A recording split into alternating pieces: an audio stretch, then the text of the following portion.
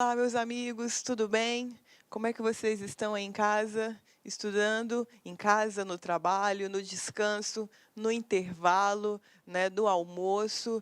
Vejam vocês, meus queridos, no nosso encontro de hoje, nós vamos começar a estudar o habeas corpus.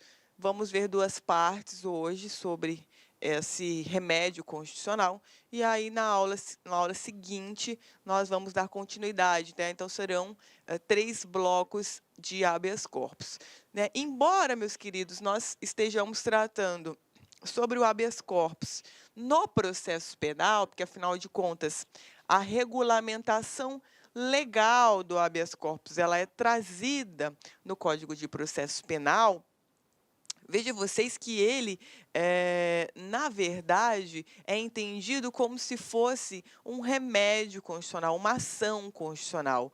Habeas corpus, ele não cuida de um recurso, tá, lá do rol que é estabelecido no Código de Processo Penal. O habeas corpus nada mais é do que uma ação constitucional, muito embora a regulamentação dele venha no Código de Processo Penal. Então, a origem do habeas corpus está lá no artigo 5º e o habeas corpus se presta, né, para que se tutele direito líquido e certo de locomover.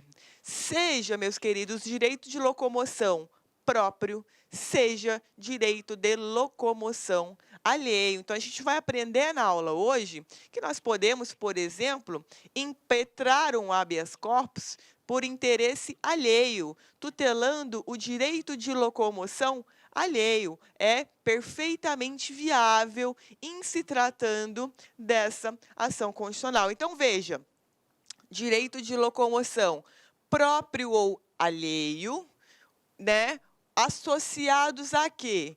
A ilegalidade ou abuso de poder, garantindo-se assim a nossa prerrogativa de ir, vir ou ficar. Veja, nós vamos ver que contra a ilegalidade ou abuso de poder, temos algumas partes especiais. Então, por exemplo, a gente vai aprender que não é só agente público que pratica ato capaz de cercear a liberdade de locomoção de alguém.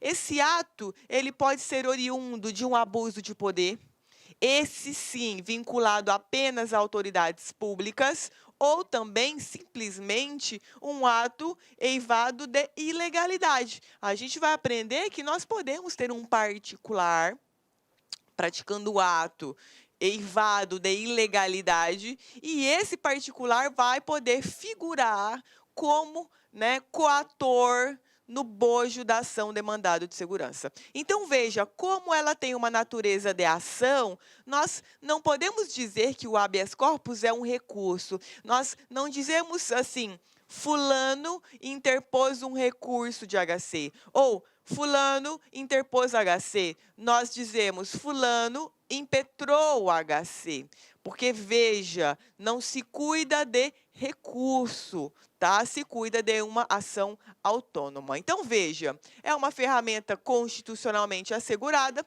que almeja a tutela do direito líquido e certo de locomoção, próprio ou alheio, contra a ilegalidade ou abuso de poder, garantindo assim a nossa prerrogativa de ir, vir e ficar.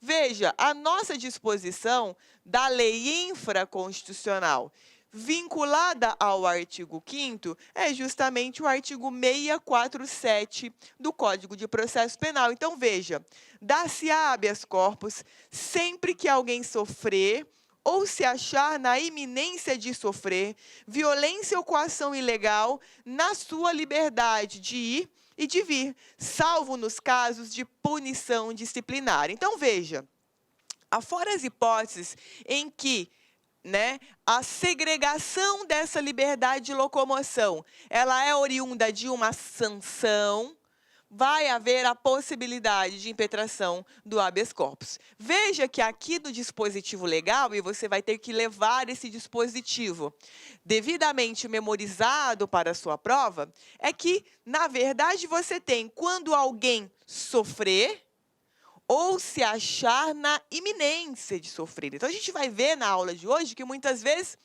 Você ainda não teve a sua liberdade de ir e vir segregada, mas você está na iminência. Existe uma ameaça, tá? Que em algum momento vai atingir essa liberdade. Nessa possibilidade também, você poderá se utilizar do habeas corpus, ok? Portanto, meus queridos, né, as hipóteses, os requisitos para que se tenha uma segura impetração do HC são violência física ou material, que na sua prova pode vir sendo tratada como vis corporalis, ok? É chato, latim, muito chato, mas às vezes cai em prova, né? Ou coação, ameaça, medo ou intimidação, também denominada vis compulsiva. Não são requisitos cumulativos, ok? Ou violência física, ou coação, e, aqui sim, cumulativo, ilegalidade ou abuso de poder. Então, veja, ou coação física. Meus amigos, minhas amigas, sou o professor Luiz Antônio Carvalho, com muito prazer, muita satisfação. Estou aqui para fazer um convite para vocês que estão assistindo a nossa playlist no YouTube, a nossa playlist focada no TRF4 aí, 2019, de tal publicado, de tal na praça. Nós aqui da La Concurso, nós temos um curso aí super competitivo para o cargo de técnico judiciário área administrativa, que custa apenas 10 parcelas de R$20. Professor, o curso é bom? Cara, você está assistindo essa aula, você viu aí a qualidade do nosso professor, professores aí bastante experiências com uma didática maravilhosa. 10 parcelas de R$20, 75 dias de acesso, e você vai assistir o nosso curso completaço na nossa plataforma, e você terá também o nosso Personal Coach, né? Personal Coach é a nossa metodologia, a nossa ferramenta de estudo, de ensino, onde o aluno todos os dias tem uma meta de estudos. Se ele cumprir a sua meta de estudos, pode ter certeza que lá no dia da prova ele ficará muito competitivo, tá certo, meus amigos? Espero vocês. Quer se matricular? Tem um link aqui embaixo, pode clicar e pode conversar com os nossos atendentes. Um forte abraço, tchau, tchau, espero vocês. Ou violência física ou coação compulsiva, na vis compulsiva, e legalidade ou abuso de poder. Então, veja, se a violência, que é uma espécie de coação física, material, veja, ela tem que vir associada ou da ilegalidade ou do abuso de poder. Se ela é uma ameaça, medo ou intimidação, ela deve vir acompanhada da ilegalidade ou do abuso de poder. Veja que um desses dois devem se cumular, tá? No entanto, veja, na ilegalidade ou abuso de poder não é necessária a acumulação, e na vis corporalis e vis compulsiva ainda também não é obrigatória a acumulação, ok? Veja, por tudo isto que nós estamos estudando até aqui, nós podemos concluir, portanto, que o HC nada mais é do que uma ação autônoma de impugnação, que estabelece, meus queridos, uma nova relação processual e pode ser utilizada tanto na fase de investigação. Então, por exemplo, durante o inquérito policial e até mesmo durante a execução penal. Ou seja, a pessoa já possui uma sentença penal condenatória prolatada em seu desfavor, e ainda assim será cabível a impetração do HC. Depois, ao longo da aula, a gente vai aprender quando é que isso pode acontecer. E, igualmente, também, nós podemos ter a impetração do HC, né, mesmo após ter sido encerrado o processo ou IP. Então, a gente tem já, podemos ter a possibilidade de HC na investigação, no processo e na execução da pena, ok? Ao longo das nossas aulas, né, de hoje, especialmente, nós vamos ver quando é que essas hipóteses, elas poderão acontecer. Mas você, para gabaritar HC, o que você vai ter que memorizar? Artigo 647. Obrigatoriamente esse artigo, acaso, né, a sua prova cobre HC, esse artigo ele vai ser cobrado. E lembrem-se, a palavra é sempre, sua palavra-chave, dar-se-á habeas corpus, sempre, e também, né, alguém sofre ou se acha na iminência de sofrer, tá? Então, essas são as palavras-chave que você vai grifar aí no seu vade-mecum, ok? Agora veja, quem que pode impetrar HC? Então, nós temos a legitimidade ativa, que é a pessoa quem vai impetrar. Veja, como nós vimos nos slides anteriores, não é necessário que seja em seu nome a impetração do HC. Você pode impetrar HC para tutelar direito de locomoção de terceira pessoa, ok? Então, veja, de uma maneira geral, é albergada a qualquer pessoa. Qualquer pessoa pode impetrar o HC. Só não se admite no Brasil HC apócrifo. O que é um HC apócrifo? Um HC sem assinatura. Um HC sem identificação daquele que subscreve, ok? Então, veja, embora qualquer pessoa possa impetrar HC, se essa pessoa não assinar o HC, se ela não subscrever o HC, esse HC não vai ser conhecido, ok? Então, muita atenção para esse detalhe, pelo amor de Deus, tá? Qualquer pessoa pode impetrar, desde que o impetrante subscreva, assine, se identifique na impetração. Então, veja, inclusive, que com relação ao HC, nada impede que o menor, o inimputável por doença mental, a pessoa jurídica e o analfabeto impetrem HC. Então, todas essas pessoas, inimputável por doença mental, pessoa jurídica e analfabeto, podem sim impetrar HC, desde que haja a subscrição, a identificação daquele que impetra o remédio constitucional. Veja, não há qualquer previsão constitucional ou legal quanto à legitimidade ativa para impetração de tal remédio constitucional. Como assim? Nós não temos disposição legal expressa dizendo quem é que pode, ok? Por conta disso, qualquer pessoa pode impetrar. Claro, desde que, repetindo, haja a assinatura, a identificação do impetrante. Portanto, a pessoa que impetra o HC, ela é denominada de impetrante. E também, além de ser qualquer pessoa, pode ser uma pessoa nacional ou estrangeira. Não tem problema que a pessoa seja estrangeira.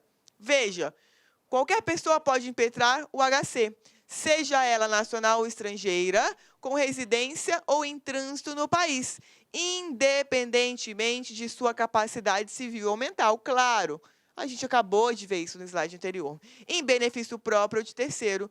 Inclusive, também, o próprio Ministério Público pode impetrar o HC. Claro, o promotor de justiça, embora no uso das suas atribuições, né, trabalha ali com o exercício da pretensão punitiva do Estado, do direito de punir, né, ele também é fiscal da ordem jurídica justa. Então, se ele constata, né, a ilegalidade ou abuso de poder na liberdade de um ato que violou a liberdade de locomoção de uma pessoa, ele mesmo pode, na condição de fiscal da ordem jurídica justa, se utilizar do HC, ok? Agora, veja, com relação à legitimidade passiva, ou seja, aquele que pode figurar no polo passivo do HC, nós temos alguns detalhes. Então, olha lá. É o responsável pela ilegalidade ou abuso de poder que compromete a liberdade de locomoção. Ok, a gente já falou sobre isso. Normalmente é um funcionário público, mas nada impede que o HC seja impetrado em face de particular. Exemplo muito comum, meus queridos, caso de negativa de atendimento nos hospitais. Então, olha lá. normalmente é um funcionário público, mas nada impede que o HC seja impetrado por ato de particular, notadamente relações médicas hospitalares. Então, veja, se o hospital, né, a pessoa está lá já, ela já está pronta para receber alta, e o hospital não dá alta para ela até que ela pague o custo do hospital, veja, houve um ato ilegal praticado pelo hospital. Por quê? Porque a pessoa ela está impedida de se locomover para fora do hospital. Veja, quando a prática do ato que vai limitar a liberdade de locomoção da pessoa, se essa pessoa se a autoridade, aliás, se aquele que pratica esse ato, ele é um particular, nós vamos chamá-lo de coator, que é o nosso exemplo do hospital, que a gente acabou de estudar. Agora, veja, se esse ato que foi capaz de limitar a liberdade de locomoção, ele é oriundo de autoridade pública, por isso autoridade, aí nós vamos denominá-la de autoridade coatora, ok? Então, portanto, quando vocês estudarem e virem as palavras-chave abuso de poder, só quem pode é autoridade pública, só. E aí ela vai ser denominada de autoridade coatora.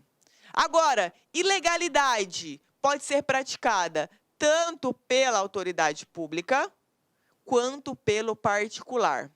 Quando é particular, aí nós vamos chamar de coator e não de autoridade coatora. Ok? Então, muita atenção. Então, portanto, nós temos a legitimidade ativa, o impetrante, a legitimidade passiva, o impetrado, e temos o paciente. Quem é o paciente? O paciente, meus queridos, ele é o beneficiário da ordem.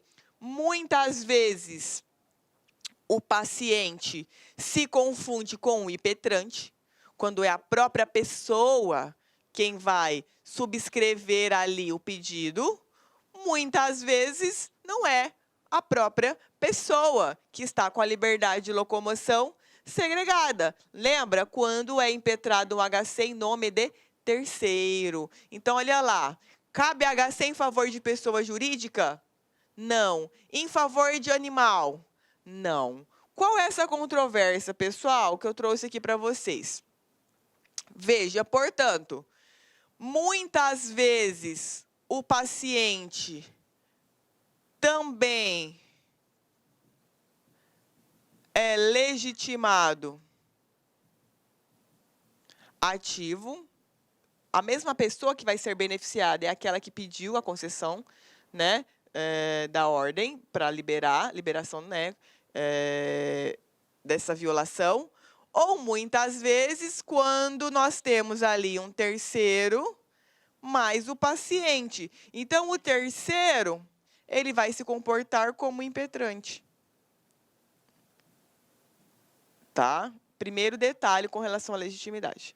Então, ora, o paciente também pode ser o legitimado ativo, ora, o paciente não é o legitimado, ele é simplesmente o beneficiado com a concessão da ordem, ok? Agora, veja, com relação ao HC vinculado ao animal, não é cabível, e a pessoa jurídica também não. Veja, primeiro detalhe, quando nós falamos de pessoa jurídica, tá? Pessoa jurídica pratica crime, vocês vão ver depois lá, da Lei dos Crimes Ambientais, que pratica. Pessoa jurídica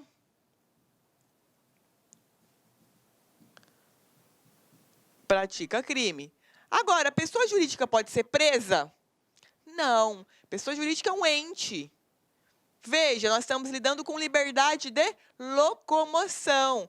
Portanto, não cabe com relação à pessoa jurídica, porque, embora ela possa praticar crimes, a sanção que a ela será cominada em razão da prática desse crime, em nenhum momento vai segregar a liberdade de locomoção dela, ok? Veja, nós podemos, né, e fica fácil de entender dessa forma, nós podemos vincular essa questão do HC não poder ser cabível para beneficiar pessoa jurídica quando nós pensamos nos crimes ambientais que ela pratica. Porque essa é a única natureza de crimes que pode praticar. Então, ainda assim, mediante a condenação por esses crimes, nunca, jamais, uma pessoa jurídica vai ter uma pena, né, restritiva de liberdade, ok? Nem reclusão, nem detenção, porque, afinal de contas, ela não é dotada, tá? Ela não é dotada dessa liberdade. Então, muita atenção para esse detalhe, tá? A gente viu que pessoa jurídica pode impetrar, mas ela não pode ser paciente. Pessoa jurídica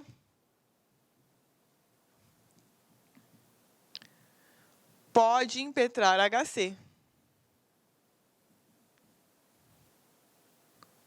Vimos isso, mas ela não pode ser a beneficiada. Ela não pode ser o paciente, ok? Agora veja, exatamente com relação à pessoa jurídica, que eu trouxe essa observaçãozinha aqui para vocês colocarem no material de vocês.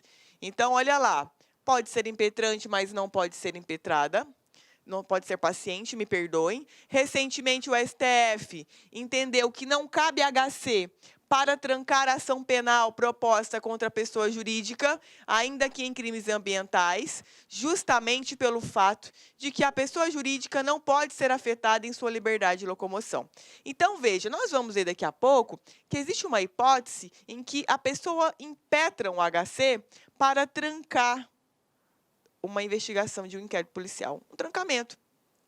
Quando houver uma ausência gritante, né, de uma causa de exclusão da ilicitude, por exemplo, ou da culpabilidade, veja, né, é cabível, por exemplo, a impetração desse HC para fazer cessar a investigação automaticamente. Lembra, né, alguns minutos atrás nós... Meus amigos, minhas amigas, sou o professor Luiz Antônio Carvalho, com muito prazer, muita satisfação, estou aqui para fazer um convite para vocês que estão assistindo a nossa playlist no YouTube, a nossa playlist focada no TRF4 aí, 2019, de tal publicado, de tal na praça. Nós aqui da La Concurso, nós temos um curso aí super competitivo para o cargo de técnico judiciário área administrativa, que custa apenas 10 parcelas de R$20. Professor, o curso é bom? Cara, você está assistindo essa aula, você viu aí a qualidade do nosso professor, professores aí bastante experiências com uma didática maravilhosa. 10 parcelas de R$20, 75 dias de acesso, e você vai assistir o nosso curso completaço na nossa plataforma, e você terá também o nosso Personal Coach, né? Personal Coach é a nossa metodologia, a nossa ferramenta de estudo, de ensino, onde o aluno todos os dias tem uma meta de estudos. Se ele cumprir a sua meta de estudos, pode ter certeza que lá no dia da prova ele ficará muito competitivo, tá certo, meus amigos? Espero vocês. Quer se matricular? Tem um link aqui embaixo, pode clicar e pode conversar com as nossas atendentes. Um forte abraço, tchau, tchau, espero vocês. Eu disse a vocês que o HC ele pode ser impetrado no inquérito, no processo e na execução de pena. Então, veja, no inquérito, nesses casos, pode tranquilamente haver a impetração do HC. Agora, veja, no nosso caso aqui, nesse exemplo, o que aconteceu? Justamente a vinculação do crime ambiental com a possibilidade do HC. Porque, embora a pessoa jurídica possa praticar crime ambiental, ela não possui liberdade de locomoção. E esse, inclusive, foi o entendimento do STF. Agora, calma, não se preocupem com a questão do trancamento da ação, que daqui a pouquinho a gente vai ver como é que funciona o trancamento, tá? Não se avestem com isso. Simplesmente absorvam a questão de quando é que pessoa jurídica pode ou não participar do habeas corpus, ok? E também, outro detalhe importante, a gente viu que qualquer pessoa pode impetrar o HC, o Ministério Público pode impetrar o HC na condição de fiscal da ordem jurídica justa, também ele pode, também como parte acusadora, se ele quiser, e também, meus queridos, o juiz, ele pode, de ofício, sem ser provocado, conceder o HC. Então, veja, lá no 654, parágrafo 2º, nós temos essa previsão. Portanto, os juízes e tribunais têm competência para expedir de ofício ordem de habeas corpus, quando no curso de processo verificarem que alguém sofre ou está na iminência de sofrer coação ilegal. Veja, juízes e também tribunais, claro, né? Segunda instância, perfeitamente cabível a impetração. A impetração não, a concessão, né? Desse HC de ofício. Veja que os juízes e os tribunais, eles não vão impetrar o HC, diferente do MP e de qualquer pessoa que possa, tá? Os juízes ou tribunais, eles simplesmente vão conceder de ofício a ordem para que se relaxe a prisão. Então, veja, quando um HC ele é concedido, veja, como nós estamos tratando de ilegalidade e abuso de poder, se você foi o meu aluno lá em processo penal, nas prisões, a gente viu que quando a prisão ela é decorrente de uma ilegalidade, qualquer que seja ela, haverá o relaxamento dessa prisão. Então, justamente, quando a ordem do habeas corpus ela é concedida, há, então, o relaxamento da prisão, né, do paciente, ok? Então, veja, com relação a isso, a legitimidade, a gente viu os aspectos mais importantes. Agora, gente, quais são as modalidades de HC? Nós temos várias formas pelas quais a impetração do HC poderá ser revestir. Claro, várias, tá? Então, a primeira delas, habeas corpus repressivo ou liberatório. Por que repressivo?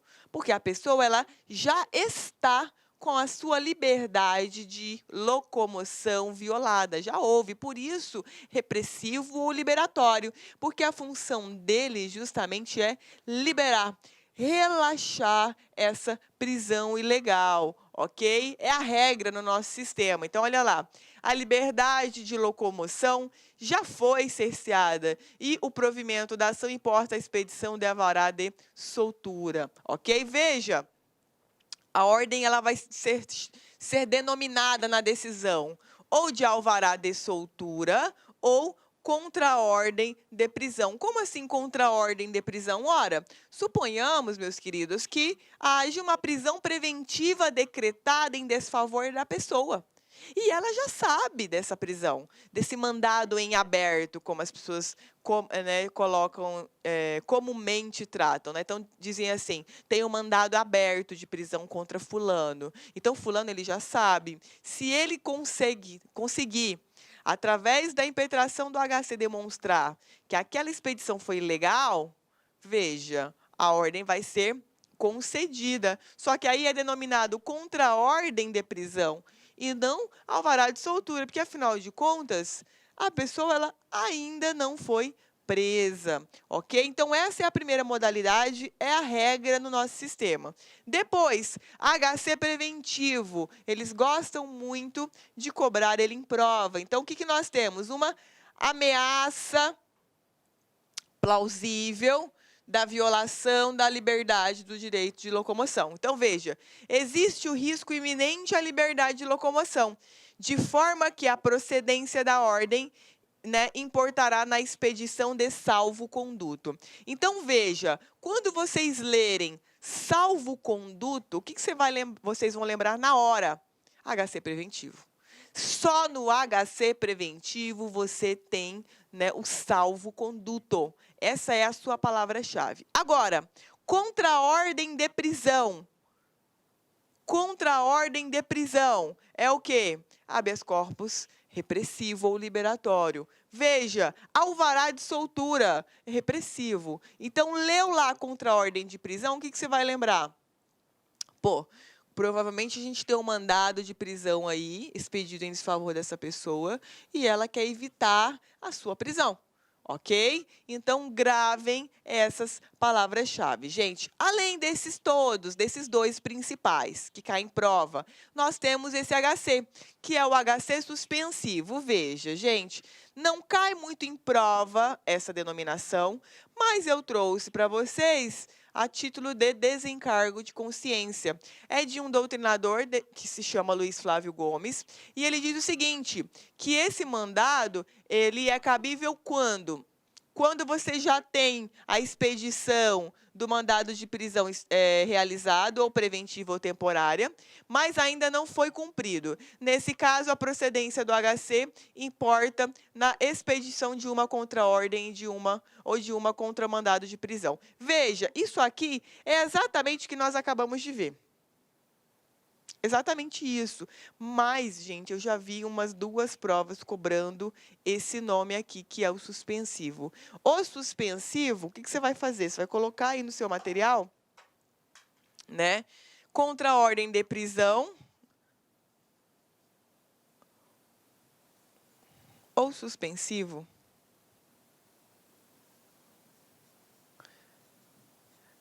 Também nesse caso que a gente acabou de estudar, quando já está na rua, veja, você vai vincular com essa classificação do suspensivo, tá? Mas veja, gente, não cai muito em prova, mas eu trouxe a classificação desse professor para desencargo. Então, o que você vai lembrar? Olha o nome, HC suspensivo. Pô, eu vou suspender o quê? Você vai suspender a execução de um mandado de prisão que já foi expedido. Você quer impedir que esse mandado ele seja cumprido, ok? Então, portanto, está aí essa variável. Leia-se junto com isso daqui, ok? Depois, a outra modalidade, habeas corpus profilático, também é bem famoso em prova. Como que ele funciona? O risco à liberdade de locomoção existe, mas ele é pequeno. No preventivo, o risco é pesado, o risco é grande, vai haver a qualquer momento. No profilático, não, é remoto. Então, veja, o que ele visa? Ele visa suspender atos ou medidas que possam importar em prisão futura, com aparência de legalidade, porém intrinsecamente contaminada por ilegalidade. Exemplo, denegação de acesso aos atos de investigação. A liberdade do cliente pode ser violada futuramente. Então, por exemplo, né? Você está lá em uma investigação policial. Você é delegado de polícia, o advogado vai lá e você não dá acesso a ele aos autos de investigação. Nesse caso, veja, você como delegado de polícia está violando uma súmula vinculante. Então, nós temos 2 medidas cabíveis.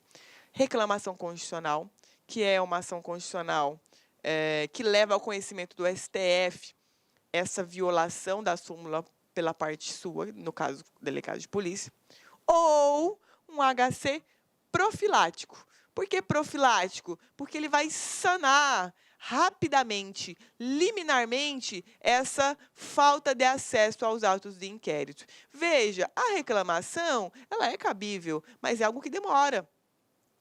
E isso poderá acarretar um prejuízo muito maior para o cliente, né? Para a pessoa, para o advogado. Então, veja, nesse caso, é muito melhor que seja o quê? Um HC profilático. E aí, como você é o delegado de polícia, autoridade pública, né? Veja, autoridade, portanto, coatora, ok? Então, veja que nesse caso, o advogado ele vai impetrar um HC profilático. Então, ele vai dizer assim, olha só, o delegado ele está cerceando aqui, né, o meu direito de vista do inquérito, de modo que isso poderá acarretar um prejuízo futuro para o meu cliente. Existe uma reclamação constitucional em curso, no entanto, a celeridade, pessoal, a celeridade do HC é muito mais eficaz do que aguardar uma resposta em sede de reclamação, ok? Então, esse é o HC profilático, também cabível. Existe uma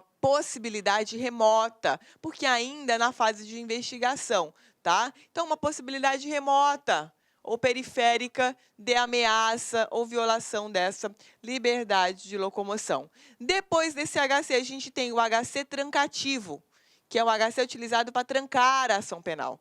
Veja, ele é impetrado para extinguir um procedimento sumariamente determinado, em virtude da patente ilegalidade ou da ausência de justa causa, que nada mais é do que o lastro probatório de sustentabilidade da persecução. O provimento da ordem culmina na determinação de extinção do procedimento. Exemplo, médica que atropelou uma criança. Então, veja, o que acontece aqui? tem uma impetração para extinguir de forma sumária determinada... Ah, meus amigos, minhas amigas, sou o professor Luiz Antônio Carvalho, com muito prazer, muita satisfação. Estou aqui para fazer um convite para vocês que estão assistindo a nossa playlist no YouTube, a playlist focada no TRF4 aí, 2019, de tal publicado, de tal na praça. Nós aqui da La Concurso, nós temos um curso aí super competitivo para o cargo de técnico judiciário área administrativa, que custa apenas 10 parcelas de R$20. Professor, o curso é bom? Cara, você está assistindo essa aula, você viu aí a qualidade do nosso professor, professores aí bastante experiências com uma didática maravilhosa. 10 parcelas de R$20, 75 dias de acesso, e você vai assistir o nosso curso completaço na nossa plataforma, e você terá também o nosso Personal Coach, né? Personal Coach é a nossa metodologia, a nossa ferramenta de estudo, de ensino, onde o aluno todos os dias tem uma meta de estudos. Se ele cumprir a sua meta de estudos, pode ter certeza que lá no dia da prova ele ficará muito competitivo. Tá certo, meus amigos? Espero vocês. Quer se matricular? Tem um link aqui embaixo, pode clicar e pode conversar com os nossos atendentes. Um forte abraço, tchau, tchau, espero vocês. Do procedimento em virtude de uma ilegalidade ou da ausência de justa causa, que nada mais é do que um lastro probatório mínimo. Veja, a ausência de justa causa é uma das condições da ação. Se essa condição ela está patente, não vai haver que se falar em possibilidade propositura da ação. Então, veja, suponhamos que, por exemplo, em uma investigação, a pessoa que foi indiciada pelo delegado de polícia nada tem a ver com as investigações, porque, afinal de contas, ele era gêmeo da pessoa que realmente praticou. Então, suponhamos que, nesse caso, o que acontece? O promotor denunciou a pessoa errada. Ele confundiu e aí acabou pegando o gêmeo errado. Nesse caso, né, se porventura o juiz receber a denúncia, o que vai acontecer? A defesa vai impetrar um HC para trancar a ação penal. Por isso, um HC trancativo. Então, o que a defesa vai falar? Olha, juiz, você recebeu essa denúncia, mas você não se atentou que a pessoa denunciada é uma pessoa diferente, que há um equívoco aqui. Há uma falta uma ausência de condição da ação penal, na medida que a parte legítima ela não está no polo passivo. Ok? Então, você vai, através do HC, automaticamente importar no trancamento. Veja, na hora que o juiz ele lê a impetração, aliás, o tribunal, né, já que é o juiz quem recebeu a denúncia, o tribunal automaticamente vai conceder a ordem para trancar essa ação penal, ou seja, essa pessoa não vai poder mais ser denunciada, né, em nenhum momento pela prática desse mesmo crime. Então, o que o promotor ele vai ter que fazer depois? Vai ter que oferecer nova denúncia, aí, né, contra o gêmeo certo. Mas veja que isso é comum. Às vezes você tem ali uma indicação na denúncia criminal de uma pessoa que não é autora, de uma pessoa sobre a qual não recaem indícios mínimos de autoria. Então, é cabível. E por isso nós dizemos HC trancativo, porque ele tranca, ele fecha, não tem como haver continuidade nem da investigação e nem do processo. Ok? Então, lembrem-se também do HC trancativo. Também nós temos, meus queridos, o HC, que é denominado de HC nulificador. Então, veja, no HC nulificador, a declaração de nulidade em virtude do provimento da ordem importa na reconstrução do processo a partir da ocorrência do vício. Veja, se já houve trânsito em julgado da decisão, né, que ela é manifestamente nula, nada impede que o HC seja impetrado em detrimento da revisão criminal, por ser julgado em rito sumaríssimo e por permitir a concessão de liminar. Então, veja, aqui no habeas corpus nulificador, veja, você quer nulificar algo, no caso o quê? Uma decisão, uma sentença penal condenatória, ok? No HC que a gente acabou de ver, do trancamento, ele está trancando o quê? ou o processo de forma inicial ou as investigações. Aqui, nulificante. Por quê? Já temos uma sentença penal condenatória. Então, aqui a parte ela vai se utilizar o interessado, o impetrante, seja a pessoa que vai ser beneficiada com a ordem, no caso, o paciente, seja terceiro impetrando em favor dessa pessoa, justamente para nulificar, né, o efeito dessa sentença que acabou refletindo na prisão da pessoa. Por que é que você vai impetrar o HC e não o recurso? Gente, porque o HC é rápido. HC é rápido. Impetrou o HC, ele é julgado rápido, se comparado com um recurso de apelação, por exemplo. Então, vejam vocês que também, muitas vezes, o que acontece? Houve o decurso do prazo da apelação e, aparentemente, não se tinha nenhuma nulidade no processo. Depois desse prazo, o advogado constatou. Então, nesse caso, ao invés dele apresentar uma revisão criminal, que também é demorada, ele impetra um HC. Ok? Então, o que você vai ter que lembrar? No HC nulificador, você já tem uma pessoa cumprindo pena. Tá ali. E você quer nulificar algo que influenciou nessa segregação, nessa liberdade de locomoção dela. No habeas corpus trancativo, não. Ou você tem um inquérito e quer trancar esse inquérito, ou você tem um processo que acabou de nascer. Tá? Você está trabalhando ainda com um processo em curso. Ok? Então, são HCs diferentes. Depois, gente, HC para extinção da punibilidade. Veja, se no caso houver uma patente causa de extinção da punibilidade, também vai ser possível a impetração do HC. Ela pode, olha só, a decisão que extinguiu a punibilidade, ela pode ser conhecida de ofício, em qualquer grau de jurisdição, claro. Então, quais são os exemplos que nós temos mais corriqueiros de extinção da punibilidade? Prescrição, decadência dos crimes contra a honra, ok? O que mais? Temos lá anistia, graça, indulto, ok? Então, veja que, nesse caso, essa extinção da punibilidade, ela pode ser pleiteada através do HC. Quando, gente, lembra do nosso fundamento do HC? Quando a pessoa já estiver com a sua liberdade de ir, vir, ficar violada, ou quando houver a ameaça de violação dessa liberdade. Tudo bem, gente? Então, basta que você cumule os fundamentos para a concessão do HC com esses casos que nós estamos estudando, tá? Ah, professora, é uma causa de extinção da punibilidade, mas a pessoa está solta.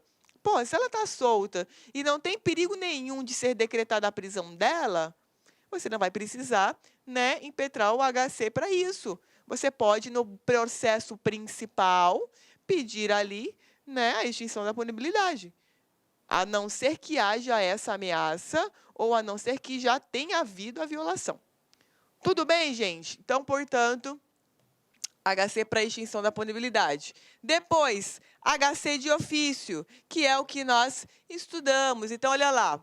Veja, não há no Brasil ação de ofício de cunho condenatório, mas tem ação não condenatória de ofício, que é a que nós estudamos com relação aos juízes ou tribunais. Lembrando, gente, juiz e tribunal não vão impetrar o HC.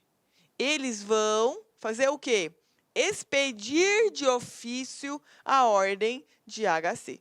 Então, eles vão expedir de ofício a determinação para que se confeccione um alvará de soltura ou uma contraordem de prisão. Essa é a disposição lá do parágrafo 2º do artigo 654, ok? Então, veja que essas são as modalidades de HC. Claro, gente, HC repressivo preventivo, profilático, que é aquele lá no inquérito, quando o advogado não tem vista dos autos, são os que caem de forma mais corriqueira nas provas, tá?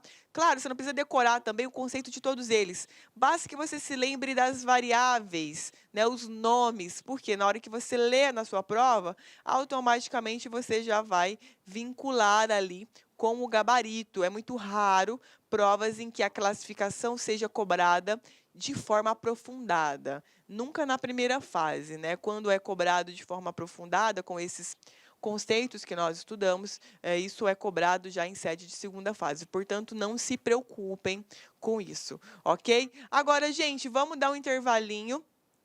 Não saiam daí e a gente continua daqui a pouquinho com o HC. Olá, meus amigos, minhas amigas, sou o professor Luiz Antônio Carvalho, com muito prazer, muita satisfação, estou aqui para fazer um convite para vocês que estão assistindo a nossa playlist no YouTube, a nossa playlist focada no TRF4 aí, 2019, de tal publicado, de tal na praça. Nós aqui da La Concurso, nós temos um curso aí super competitivo para o cargo de técnico judiciário área administrativa, que custa apenas 10 parcelas de R$20. Professor, o curso é bom? Cara, você está assistindo essa aula, você viu aí a qualidade do nosso professor, professores aí bastante experiências com uma didática maravilhosa.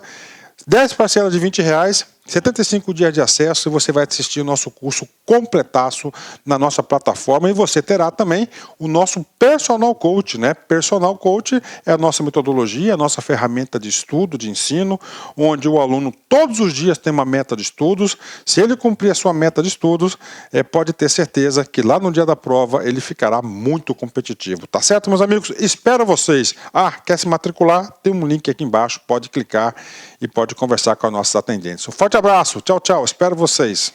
Clique lá.